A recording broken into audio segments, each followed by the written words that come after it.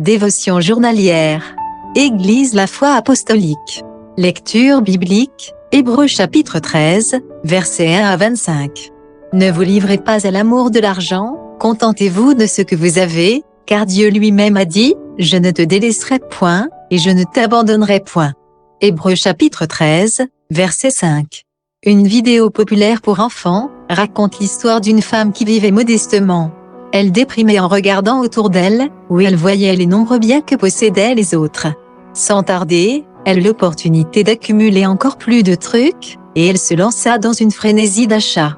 Aussi vite qu'elle le put, elle s'entoura de toutes sortes de biens matériels. Finalement, elle en possédait tant, que ces nouveaux biens acquis firent écrouler sa maison, réduisant en miettes sa richesse. À la fin de l'histoire, elle réalisait que ce n'étaient pas les biens qui la rendraient heureuse. Il peut être facile de penser que le gain matériel apporte le bonheur. Beaucoup de gens abusent de leur carte de crédit, juste pour suivre le rythme de vie de leurs voisins. Cependant, plus ils achètent, plus ils en veulent. Les statistiques montrent qu'un pourcentage élevé de personnes aux États-Unis sont endettées. La parole de Dieu nous dit de nous contenter de ce que nous avons. Le contentement est un état d'esprit, qui n'a pas grand-chose à voir avec la quantité de biens que nous avons. C'est plutôt la marque de quelqu'un qui a la paix et la tranquillité en son esprit, lesquels ne viennent finalement que de Dieu. En restant centrés sur le Seigneur et ses bénédictions spirituelles, nous constaterons que notre nature, en quête d'accomplissement, se trouvera abreuvée. Le manque de contentement peut concerner des choses autres que les produits de base. Nous pouvons nous sentir insatisfaits de notre travail, de notre famille, de notre école, ou de notre situation dans la vie.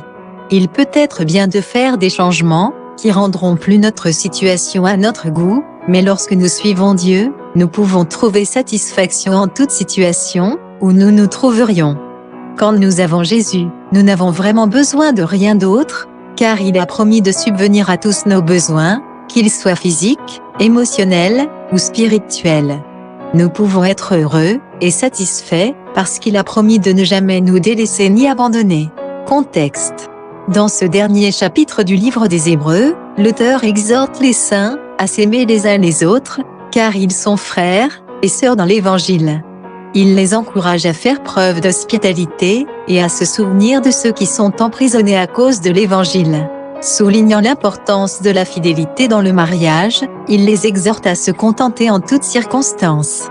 Il a rappelé aux saints que Dieu ne les délaisserait ni abandonnerait jamais, et qu'ils n'ont pas besoin de craindre la cruauté de l'homme. Plus d'une fois dans ce chapitre, les chrétiens hébraïques sont encouragés à honorer et à obéir à ceux qui détiennent l'autorité dans l'Évangile, et sont aussi avertis du danger des fausses doctrines afin qu'ils s'en méfient. L'auteur déclare que Jésus ne changera jamais, et que la mort de Jésus sur la croix sanctifie son peuple.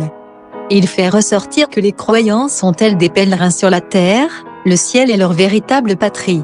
Les gens sont encouragés à offrir un sacrifice de louange à Dieu, et à faire de bonnes œuvres en se souvenant des pauvres et des nécessiteux. Le livre des Hébreux se termine par un appel à la prière, ainsi qu'une intercession pour que le peuple soit rendu parfait par Jésus-Christ. Regardez de plus près. 1. Comment peut-on recevoir les anges sans le savoir? 2. Quel justificatif l'auteur a-t-il donné aux lecteurs, pour leur demander de se soumettre à ceux qui ont autorité sur eux dans l'Évangile? 3. Jésus ne change jamais, sa parole et sa doctrine restent les mêmes. Pourquoi est-il acceptable que certains styles et méthodes changent au fil des ans? Qu'est-ce qui ne doit jamais changer dans nos vies? Conclusion. Il y a d'inestimables trésors de sagesse dans le dernier chapitre d'Hébreux. Le trésor est nôtre, si nous nous appliquons à aimer, servir, louer et obéir. Bonne journée à vous. Épître aux Hébreux, chapitre 13. Persévérez dans l'amour fraternel. N'oubliez pas l'hospitalité, car en l'exerçant, quelques-uns ont logé des anges sans le savoir. Souvenez-vous des prisonniers comme si vous étiez aussi prisonniers, de ceux qui sont maltraités, comme étant aussi vous-même dans un corps. Que le mariage soit honoré de tous, et le lit conjugal exempt de souillure, car Dieu jugera les impudiques et les adultères. Ne vous livrez pas à l'amour de l'argent.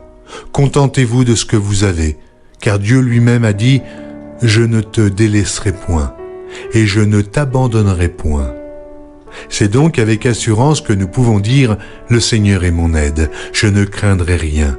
Que peut me faire un homme ?» Souvenez-vous de vos conducteurs qui vous ont annoncé la parole de Dieu. Considérez quelle a été la fin de leur vie et imitez leur foi. Jésus-Christ est le même hier, aujourd'hui et éternellement. Ne vous laissez pas entraîner par des doctrines diverses et étrangères, car il est bon que le cœur soit affermi par la grâce, et non par des aliments qui n'ont servi de rien à ceux qui y sont attachés. Nous avons un autel dont ceux qui font le service au tabernacle n'ont pas le pouvoir de manger le corps des animaux dont le sang est porté dans le sanctuaire par le souverain sacrificateur pour le péché, sont brûlés hors du camp. C'est pour cela que Jésus aussi, afin de sanctifier le peuple par son propre sang, a souffert hors de la porte. Sortons donc pour aller à lui, hors du camp, en portant son opprobre. Car nous n'avons point ici-bas de cité permanente, mais nous cherchons celle qui est à venir. Par lui, offrons sans cesse à Dieu un sacrifice de louange, c'est-à-dire le fruit de lèvres qui confesse son nom. Et n'oubliez pas la bienfaisance et la libéralité, car c'est à de tels sacrifices que Dieu prend plaisir. Obéissez à vos conducteurs, et ayez pour eux de la déférence, car ils veillent sur vos âmes comme devant en rendre compte. Qu'il en soit ainsi, afin qu'ils le fassent avec joie et non en gémissant, ce qui vous ne serait d'aucun avantage. Priez pour nous, car nous croyons avoir une bonne conscience, voulant en toute chose nous bien conduire. C'est avec instance que je vous demande de le faire, afin que je vous sois rendu plus tôt. Que le Dieu de paix qui a ramené d'entre les morts le grand pasteur des brebis par le sang d'une alliance éternelle, notre Seigneur Jésus, vous rende capable de toute bonne œuvre pour l'accomplissement de sa volonté, et fasse en vous ce qui lui est agréable, par Jésus-Christ, auquel soit la gloire au siècle des siècles. Amen. Je vous prie, frères, de supporter ces paroles d'exhortation, car je vous ai écrit brièvement. Sachez que notre frère Timothée a été relâché. S'il vient bientôt, j'irai vous voir avec lui. Saluez tous vos conducteurs et tous les saints, ceux d'Italie vous saluent. Que la grâce soit avec vous tous. Amen.